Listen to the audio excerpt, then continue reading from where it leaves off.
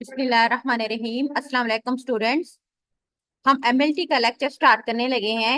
हमारा सब्जेक्ट है elementary anatomy और हमारा आज चैप्टर है चैप्टर नंबर 3 और हमारे चैप्टर का नाम है डाइजेस्टिव सिस्टम।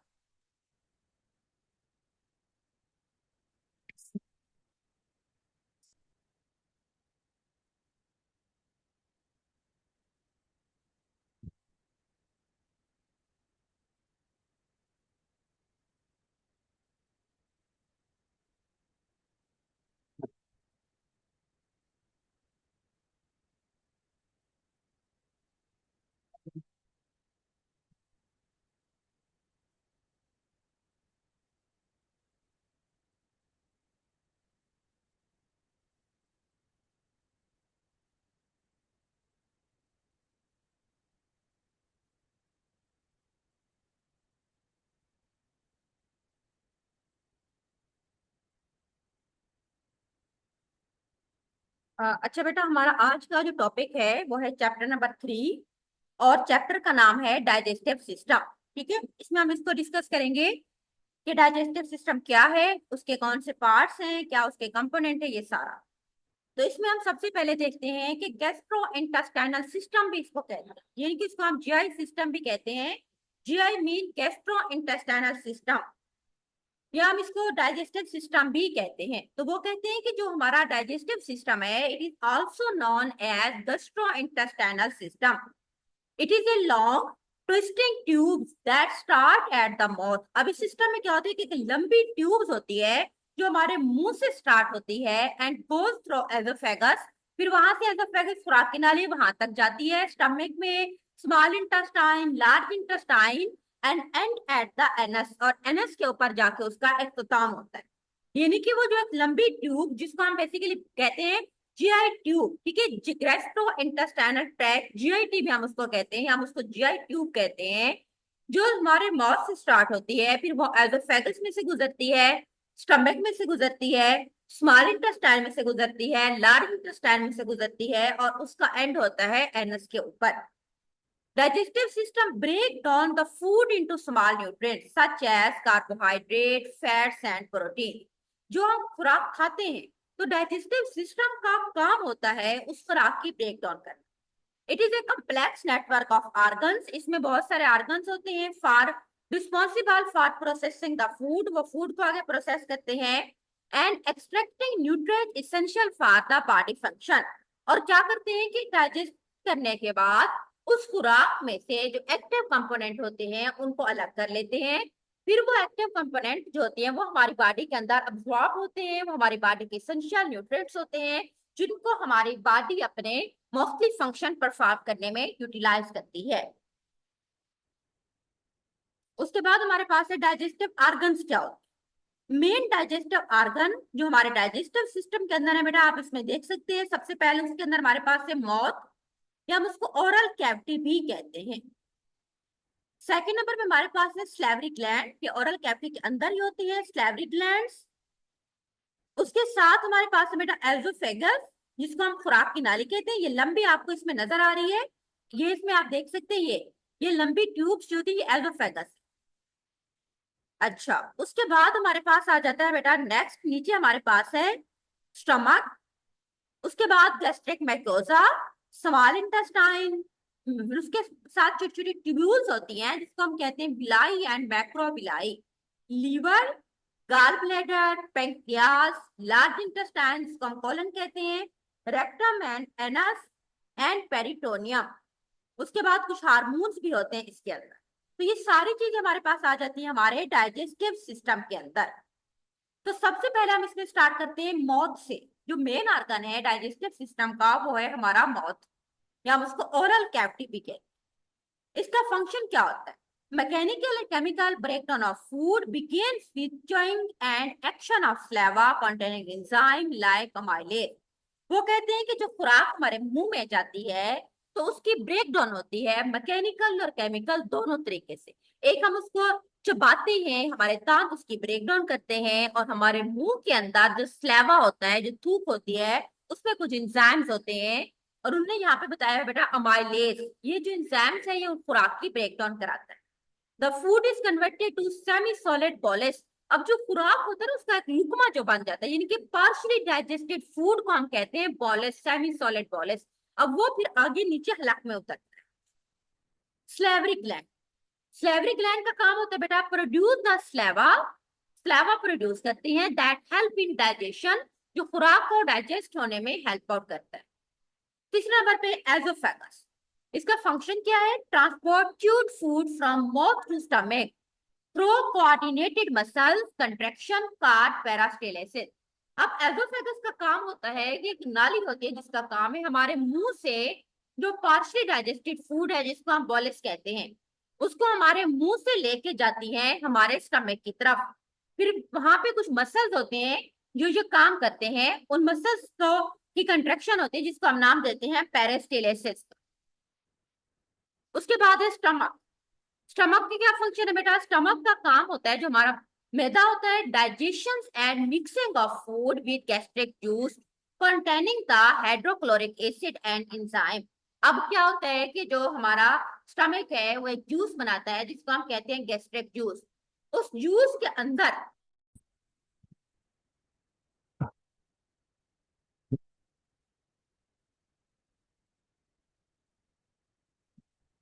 अब वो बेटा जो उसके अंदर स्टमक के अंदर जो गैस्ट्रिक जूस होता है ना वो खुराक को फर्दर डाइजेस्ट होने में हेल्प आउट करता है। दिस फॉर्म द काइम, अब वो खुराक जो जूस की वजह से जिसको हम गैस्ट्रिक जूस कहते हैं वो फर्दर जब नर्म हो जाती है, सॉफ्ट हो जाती है, तो हम उसको काइम का नाम देते हैं। उसके बाद है gastric mucosa, contain specialized cells secreting digestive enzyme and mucus. अब गैस्ट्रिक म्यूकोसा जो हमारे स्टमक के इर्द गिर्द कुछ लाइनिंग होती है जिसको हम गैस्ट्रिक म्यूकोसा कहते हैं, उनमें खास किस्म के सेल्स होते हैं जिसको हम नाम देते हैं स्क्रीटिंग डाइजेस्टिव एंजाइम्स का और म्यूकस का। उसके बाद आ जाते हैं स्मॉल इंटेस्टाइन। स्मॉल इंटेस्टाइन क्या होती है कि primary site for the nutrient absorption. जो हम खाना अब जो स्टमक से इंटेस्टाइन में जाता है ना बेटा, तो वो वहां पर कुछ साइट्स जो प्राइमरी होती है वो स्मॉल इंटेस्टाइन होती है जहां पे वो जाता है, फिर वो वहां पे उसकी एब्जॉर्प्शन होती है। डिवाइडेड इनटू थ्री पार्ट्स, इसको तीन हिस्सों में डिवाइड किया गया है। एक को हम कहते हैं डोडेनियम, एक उसकी कहते हैं जेजिनियम और एक होती है इलियम। ये स्मॉल इंटेस्टाइन के तीन पार्ट्स हैं। जो उसका पहले वाला पार्ट जो तो ऊपर वाला पोर्शन होता है उसको हम कहते हैं डोडेनियम, जो मिडल होता है उसको हम जेजिनियम कहते हैं, और सबसे नीचे वाला जो उसका पार्ट होता है उसको कहते हैं इलियम। उसके बाद हमारे पास है villi and microvilli, increase surface area for absorption of nutrient into the blood stream. अब जो विलाई और मैक्रोविलाई क्या होती है, ये भी लाइनिंग होती है साथ, ये उसके सरफेस एरिया को वहां इंक्रीज कर देती हैं स्मॉल इंटेस्टाइन को, ताकि वो अच्छे से जो खुराक है जो न्यूट्रिएंट्स हैं उसके अब्जॉर्प्शन कराएं। अब्जॉर्प्शन कराने के बाद वो ब्लड स्ट्रीम में वो चली जाए, तो ये साइट ऑफ अब्जॉर्प्शन का काम करती हैं जो विलाई और मैक्रोविलाई होती है, सरफेस एरिया को बेसिकली इंक्रीज करती है। उसके बाद हमारे पास है लीवर। लीवर का काम क्या होता है बेटा? प्रोड्यूस द बाइल, बाइल को प्रोड्यूस करना विच एमल्सिफाई फैट फॉर इजी डाइजेशन। और बाइल का काम क्या होता है? बाइल बेसिकली एक जूस होता है बेटा, पिगमेंट होता है, फ्लूइड होता है, जो कि फैट वाली खुराक को हजम होने में हेल्प आउट करता है। Detoxify harmful substance and store the nutrient. और इसका अगला काम क्या होता है कि जो हार्मफुल सब्सटेंस होते हैं उनको डिटॉक्सिफाई करता है और उसके बाद न्यूट्रिएंट्स वगैरह को स्टोर करने में भी हेल्प आउट करता है। गॉल ब्लैडर क्या होता है? गॉल ब्लैडर जिसको कहते हैं बेटा store and release the bile into small intestine. Gall bladder का काम होता है इसमें बाइल आपकी स्टोर होती है, वो जूस होती है, फिर बाद में वो उसको रिलीज करता है स्मॉल इंटेस्टाइन में भेजता है जहां पे वो चीजों को डाइजेस्ट होने में हेल्प आउट करती है।